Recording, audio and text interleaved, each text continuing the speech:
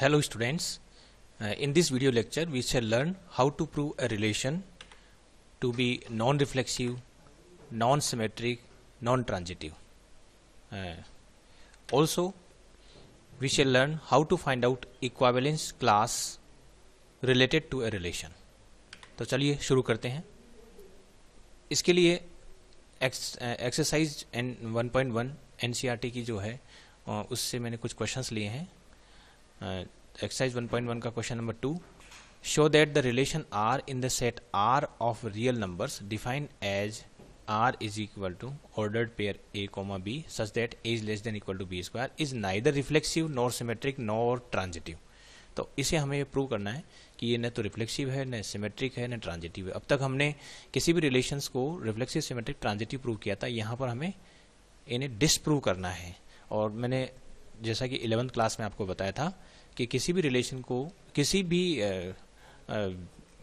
चीज़ को अगर हमें डिसप्रूव करना है तो उसके लिए एक काउंटर एग्जाम्पल सफिशिएंट होता है. तो चलिए शुरू करते हैं इस क्वेश्चन को. तो यहाँ पर जो रिलेशन हमें दे रखा है वो है ऐसे ऑर्डर्ड पेयर्स जिसमें A is less than equal to B square हो, जहाँ A और B दोनों ही रियल नंबर है. अब इसे हमें नॉन रिफ्लेक्सिव करना है.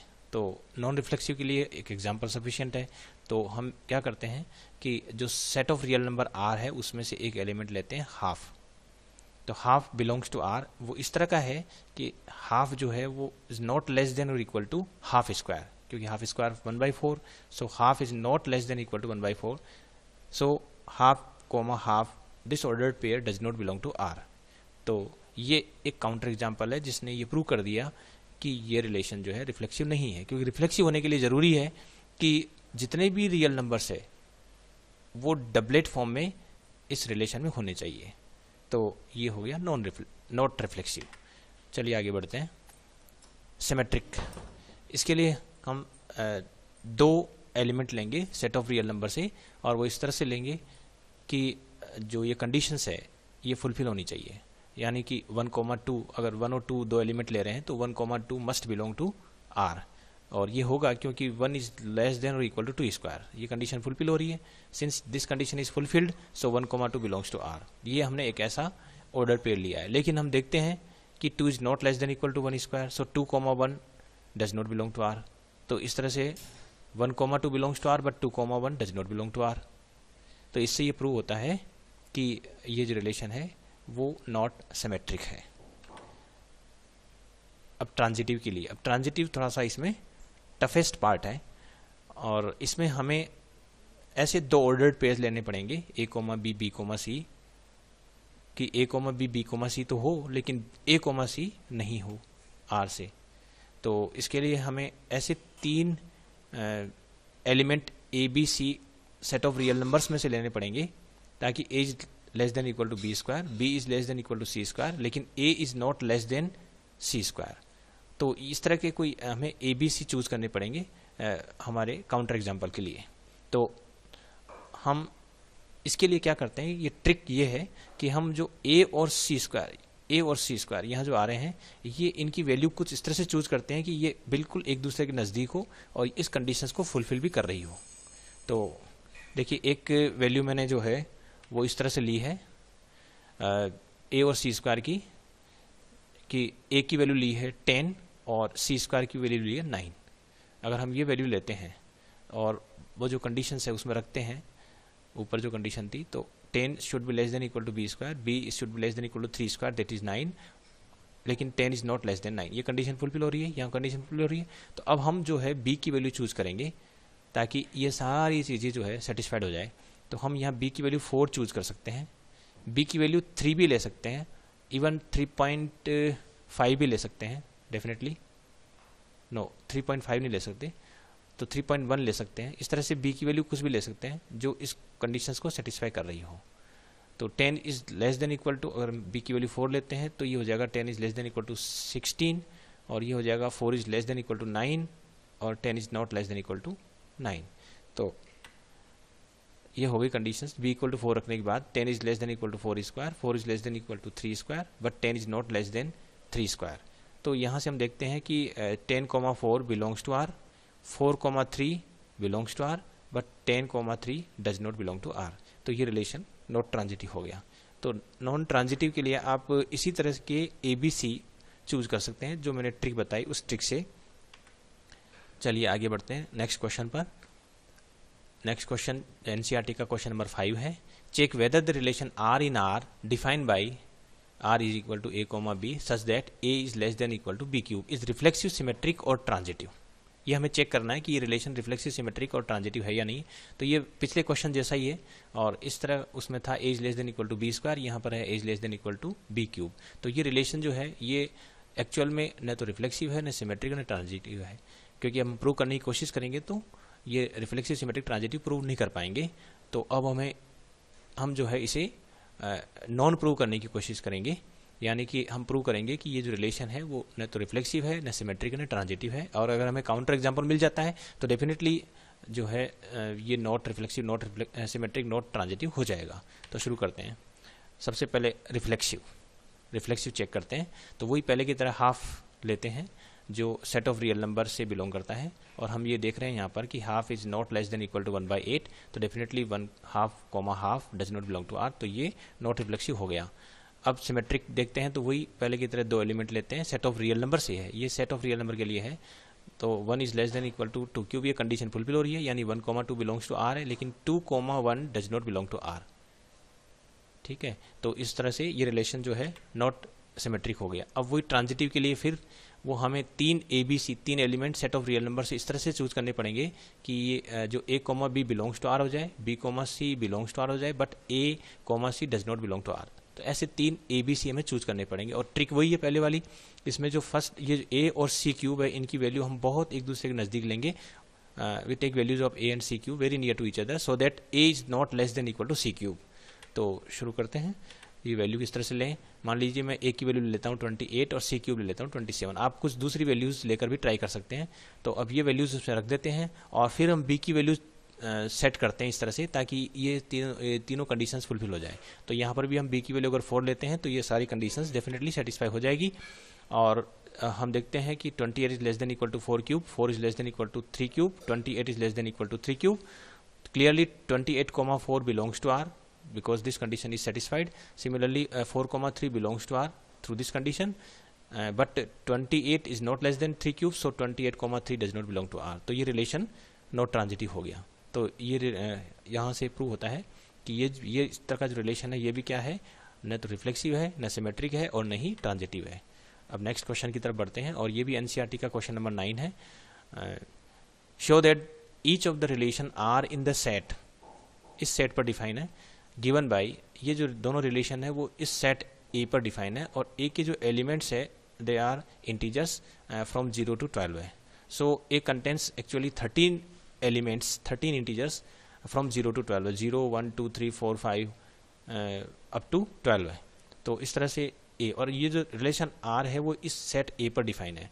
अब हमें पहला जो है ये प्रूव करना है कि ये जो पहला रिलेशन है वो एक इक्विवेलेंस रिलेशन है, सिमिलरली दूसरा रिलेशन भी इक्विवेलेंस रिलेशन है, ये प्रूव करना है। और साथ ही find the set of all elements related to 1 in each case, और प्रत्येक केस में जो है हमें जो 1 से रिलेटेड जितने भी एलिमेंट्स हैं उनका कलेक्शन करना है। तो चलिए शुरू करते हैं। तो हमारे पास जो सेट A इस तरह से दिया हुआ है, और जो रिलेशन है वो ये दे रखा है। तो एक तरीका तो ये है कि हम R को रोस्टर फॉर्म में लिखें, और हम देखें कि ऐसे कोई भी दो ऑर्डर्ड पेयर जो हम यहाँ से पिकअप करेंगे, A और B जो एलिमेंट्स है वो यहाँ से पिकअप करेंगे 0 to 12 तक। तो इन 13 जो इंटीजर्स है उनमें से हम A और B को लें, और इस तरह से लें कि उनका जो डिफरेंस है वो 4 का मल्टीपल हो। तो इस तरह से हम R को रोस्टर फॉर्म में लिख सकते हैं, लेकिन वो जो प्रक्रिया है थोड़ी लंबी हो जाएगी। तो हम क्या करते हैं, इसको जो जनरल वे है उसी से प्रूव करने की कोशिश करेंगे जो हम करते आ रहे हैं। तो रिफ्लेक्सिव प्रूव करते हैं। इसके लिए रिफ्लेक्सिव प्रूव करने के लिए जैसा कि मैंने पहले बताया था आपको कि हम रिफ्लेक्सिव के लिए कोई एक एलिमेंट लेते हैं, और वो एलिमेंट जो है उस सेट से लेते हैं जिस सेट पर R डिफाइन होता है। ये रिलेशन R जिस सेट A पर डिफाइन है वहाँ से एक एलिमेंट लेते हैं।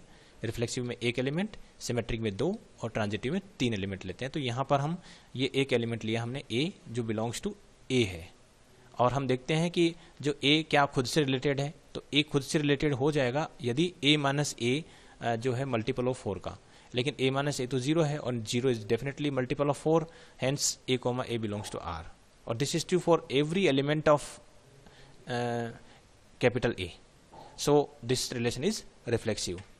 अब आगे बढ़ते हैं सिमेट्रिक। सिमेट्रिक में जैसा मैंने बताया 2 एलिमेंट लेंगे वही सेट ए से जिस पर रिलेशन डिफाइन है, तो वो 2 एलिमेंट हमने लिए और वो इस तरह के लेते हैं कि ये जो ऑर्डर्ड पेयर है A comma B belongs to R है।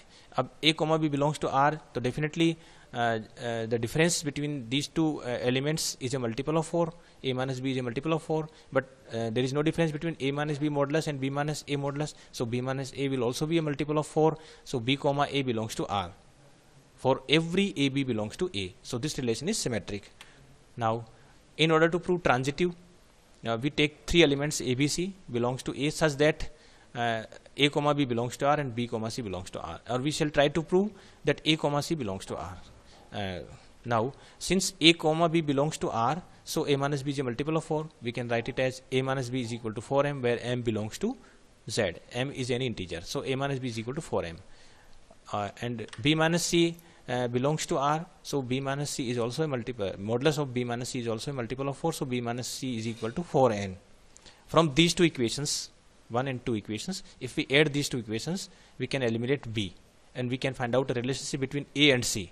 So when we add these 2 equations 1 and 2, we get a minus c is equal to 4 times of m plus n, but m and n both are integers, so m plus n will also be an integer, so a minus c will be a multiple of 4, so a comma c belongs to R. So through this we can say that R is transitive. Now since R is reflexive, symmetric, transitive, so R is an equivalence relation. In this way we are able to prove that this relation is an equivalence relation. अब इसका जो next part है वो था कि जो 1 से related जितने भी एलिमेंट्स हैं उन्हें हमें फाइंड आउट करना है। तो let us suppose there is an element b belongs to set A which is related to 1. If it is related to 1, then definitely 1 minus b modulus must be a multiple of 4, so 1 minus b will be equal to 4m. Now if we solve this for b, then b is equal to 1 minus 4m, where m is an integer but b must belong to capital A, and capital A contains 0 1 2 3 up to 12 है, so we have to choose value of m such that b belongs to A. So such values of m will be definitely m is equal to 0, minus 1, minus 2. If we take another value other than these 3 values, we get value of b which does not belong to A. So only those values of m which will satisfy this condition will be 0, minus 1, minus 2. If we put these 3 values in this equation, we get value of b equal to 159. So these 3 elements 159 will belong to 1 according to the relation. So set of all elements related to 1 will be equal to 159. In this way we can find out elements related to any one element. यहाँ पर जो हम देखेंगे कि ये जो 1 से related जितने भी एलिमेंट्स हैं उनको हम क्या कहते हैं, हम उन्हें कहते हैं इक्विवेलेंस क्लास। और इक्विवेलेंस क्लास है तो हम इसको इस तरह से डिनोट कर सकते हैं ब्रैकेट 1 या ब्रैकेट 5 या ब्रैकेट 9, इस तरह से हम लिख सकते हैं। तो bracket 1 means all those elements which are related to 1, so this is actually an equivalence class 159। तो कभी कभी ये भी पूछ लेते हैं कि जो 1 के कॉरस्पॉन्डिंग जो इक्विवेलेंस क्लास है वो लिखिए, तब भी हमें क्या करना है, जो 1 से रिलेटेड जितने भी एलिमेंट्स हैं उन सबका कलेक्शन करना है, और वो जो कलेक्शन होगा that collection will represent equivalence class. तो इस तरह से जो है हम इक्विवेलेंस क्लास फाइंड आउट कर सकते हैं। नेक्स्ट क्वेश्चन था हमारा कि relation which is defined on the same set A where ordered pairs, all those ordered pairs will be in this relation where both the elements of the ordered pairs are equal. So in this relation all the doublets 0 0 1 1 2 2 3 3 4 4 12 12 इस तरह से वो सारे जो doublets है वो इस relation में होंगे। तो ये बहुत आसान क्वेश्चन है और मैं समझता हूँ कि आप इसे आसानी से कर सकते हैं इसी तरह से जैसा कि मैंने ऊपर इसमें किया है। तो ये क्वेश्चन मैंने आपके लिए छोड़ दिया है। तो इस तरह से इन 3 क्वेश्चंस के माध्यम से मैंने आपको समझाया कि किस तरह से किसी भी रिलेशन को non reflexive, non transitive, non symmetric कैसे करते हैं, प्रूव करते हैं। और अगर किसी रिलेशन से related equivalence class find out करना है या किसी एलिमेंट से related other elements find out करने हैं, तो वो हम कैसे फाइंड आउट करते हैं। तो ये 3 क्वेश्चंस आपको मैं समझता हूँ समझ में आ गए होंगे। Thank you.